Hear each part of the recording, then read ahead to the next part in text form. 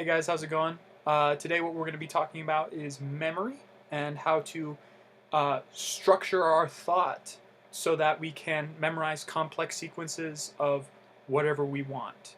You know, I know that there's sometimes, especially for me, that some songs or some forms or some changes that we're trying to memorize in order so that we can play with other people and you know, be versatile as a musician, or just, you know, in general, if you have to come up with something quick uh, and in a difficult situation where it's not, you know, it's not going to be ideal.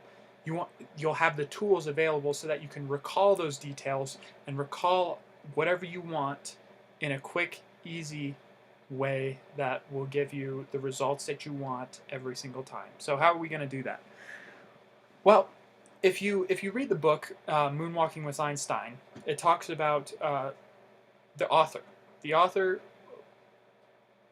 at some point participated in memory events, memory competitions, where the entire point of the competition was to memorize huge sequences of numbers, huge sequences of cards, sequences, and then try to have and develop a process of how to memorize so much stuff super fast and retain it and be able to spit it back out and you know, beat, quote unquote, beat the competition, right?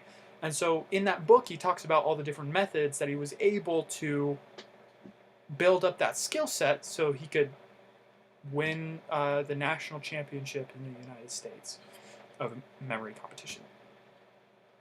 Okay, so how do we do that? How do we memorize things? Well, first of all, we like to make, so when we perceive things, right? When we perceive things in the five senses, right?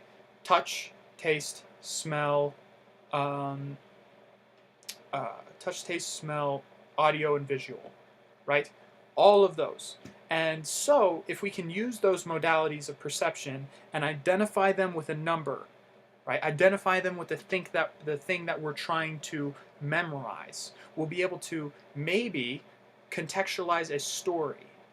So we'll put a sight, a sound, a picture, a taste, a flavor, a smell maybe to it, or maybe you know, the picture has like a smell, an aroma, or reminds you of a place, and then you go through the sequence and you remember each and every one and see how the pictures and the smells and the sounds change as you go through the sequence. So now let's put this in a structure so that you can basically take it exactly from this video and start whatever you want to memorize. Whether it's useful now or useful later, if you have this tool, you'll be able to do whatever you want, and it could be on the shelf, and then when you need to pull it out, it's there. Okay?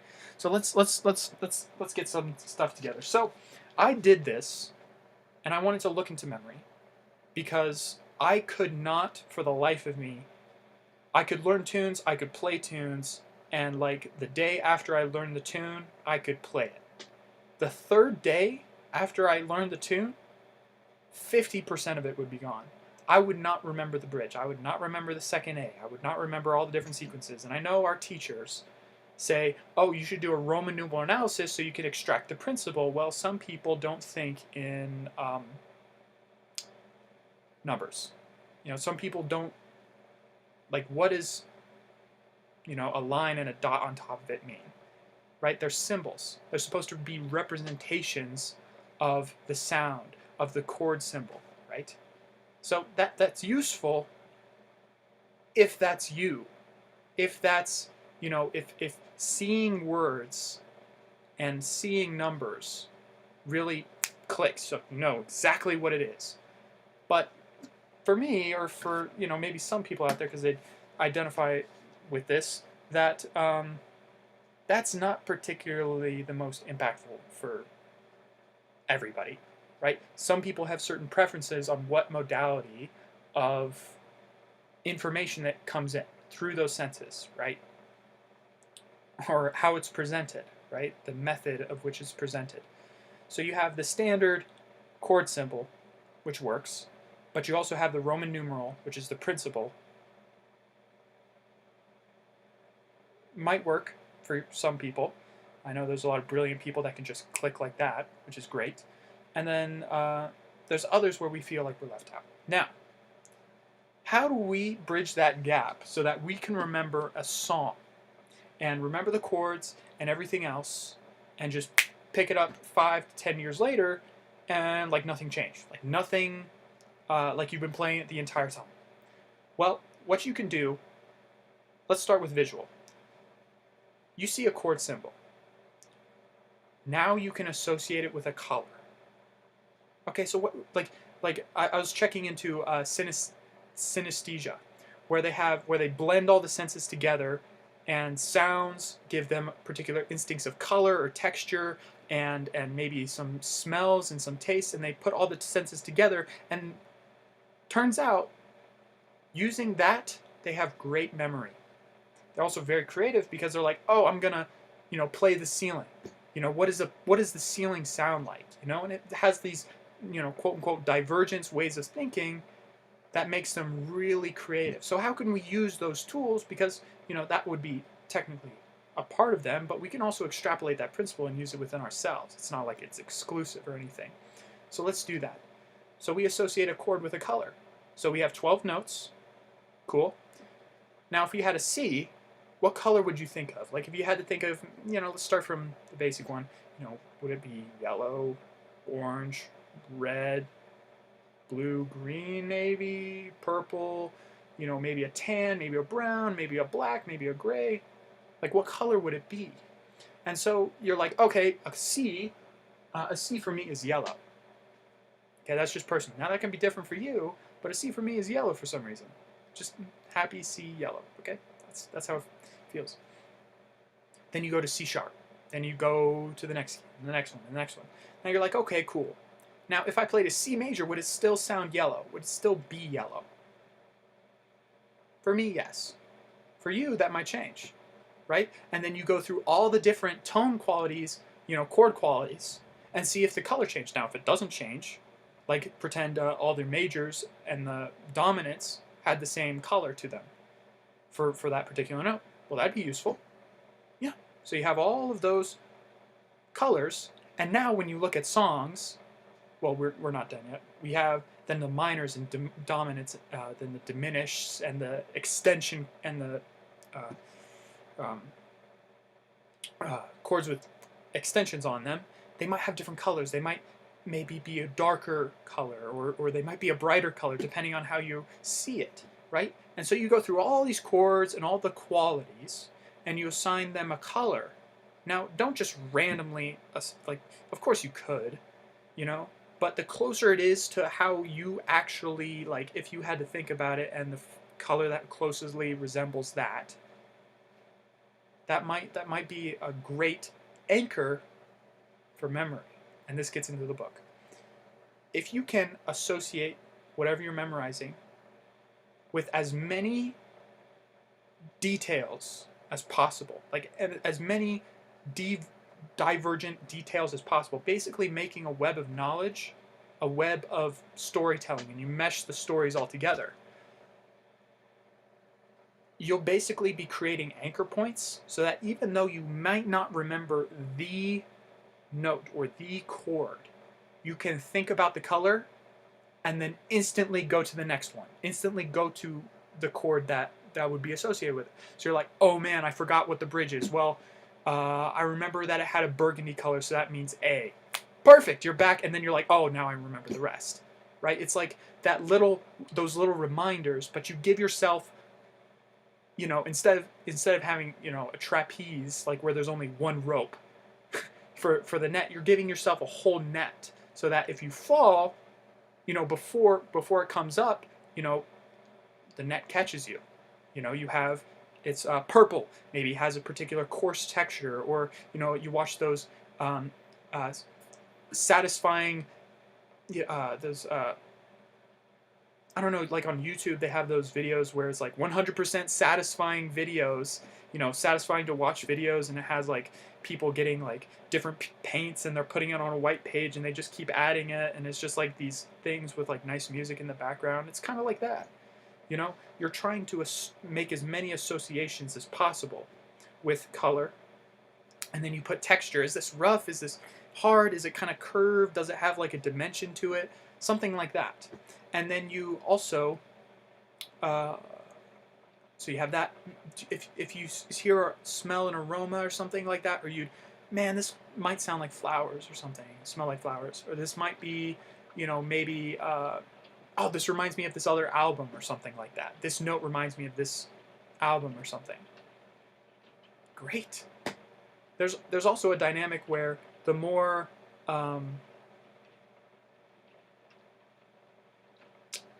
explicit the story is, or the more weird, the more strange, not the stuff that you would find, normally, not stuff that you would, because when you're driving, right, and you're driving, and sometimes you show up to a place and then you can't remember how you got there, even though you knew you drove, but you can't remember it. It's because there's no emotional attachment to it. So if you can attach emotion with a specific chord quality or a specific whatever, or what it means, and put a meaning to it, right? Because we're just attaching meaning to F sharp major 7, just attaching meaning to all these different sight, smell, audio, visual, all the modalities. And I repeated some, but you get the point. So now you go through all of those for all the different chords. You'll remember a song better. You'll also be able to, when you switch the chord, when you switch the transposition, maybe if you have I real B or something like that, the whole color of the tune changes, which is cool. So now you can see the song as its original, and then you also see all the variations, right? All the color, quote unquote, texture, all that stuff in the variations in the transpositions, which is cool. That's really cool. And so, and now, once we have all those colors, you could also add another layer on top of this. And this is kind of what goes into when Walking with Einstein was talking about. You make a story in the song, right? It's kind of cliche, when you're playing music, you want to tell a story to the audience, and then they don't define how do we judge that? How do we judge the storytelling? How do we, of course they give you elements, of course they know, but when you're telling a story and when you're not telling a story, but nobody can actually come up with definitive, like it's not like they can tell you. It's more subjective, qualitative, this nebulous thing that's really hard to get your hands around, see, feel, in order to actually be able to play it. But if you can connect things with a story, right, in terms of a visual, bizarre story, chances are you'll remember it better, because if you know where you start, you're like, oh, then it goes to this, and then it goes to this, and then it goes to this. Great, you got it. This also works outside of music. If you need to remember something, like literally in a life and death situation where you need to know something and you need to memorize something, especially like, have you seen those like Mission Impossible things where it only reads the code once, and it's like a 30-digit code? Of course nobody would actually, have that, but imagine that you needed that skill to actually remember that code, so that, when you're, diffusing the thing at the end of the Mission Impossible movie, you're not just like, was it a 6? It's like, oh god. Oh, that'd be hilarious. That'd be a really funny meme. But is having these tools at your disposal so that you can learn faster, retain more, and get access to the most important points. And and also, we do not remember things that we do not feel are important, right? Even though a professor or somebody who has authority, or somebody that we respect highly, they might say something and we'll just be like, yeah, right. We won't believe it, right? We don't, that's great, but you don't actually see the value, right? You remember things that have value. So if you can assign value to it too as well, that also helps. So how do we assign value to it? Well, what you can use is that visualization technique that we talked about in the practice video, where you basically are trying to project yourself. Okay, so if I wanted to feel like such, or the exemplification of great whatever, right? If I wanted to be, if I wanted to play a song and sound like the greatest musician ever, what would that sound like? How would you play the song? How would you play the song? Would you play it like, no, you'd probably do something different. You'd probably make your own arrangement. You'd probably put things in different places. Maybe there'd be more voices instead of just like, a regular combo. Maybe there'd be a vocalist there. Maybe there'd be some other element that you may or may not have thought of. But if you wanted to make that song you, and really, get to the essence of why you play music, or at least why you enjoy music, chances are it's not going to be like anybody else. It's not going to sound like anybody else has played it before, because nobody's you, right? So what that means is that if you have a memorization technique and you assign value and meaning to it, creating those stories and putting all those different modalities of the senses in there, and in bizarre, interesting, in unlinear ways, you'll be able to have so much netting that if you just happen to forget for a little bit, you'll have so many places to jump off into to get to where you need to be and get back right on track, right where you want it to be. And so I just wanted to release that video. But the final concept is that using this technique, you can go way past 7 plus or minus 2, right? 7 ideas, 7 concepts, like 7 numbers, a number sequence in 7, right? You can break that limit by creating a story and contextualizing things together in the way that really suits you, that really speaks to your personality, your interests, and what you really value. Because if you ever check out the book Moonwalking with Einstein, they do some ridiculous stuff, and it's not uncommon for great jazz musicians or great musicians in general to just know hundreds and hundreds and hundreds of songs by heart, never play them for 10 years, and then they pick up the horn, they decide to play it, and it's magic. So I just wanted to provide that to you, and I'd love to hear your thoughts. I'd love to get some more suggestions on techniques that you've used to help you memorize whatever you needed to memorize, whatever you value most. So thank you so much. Goodbye.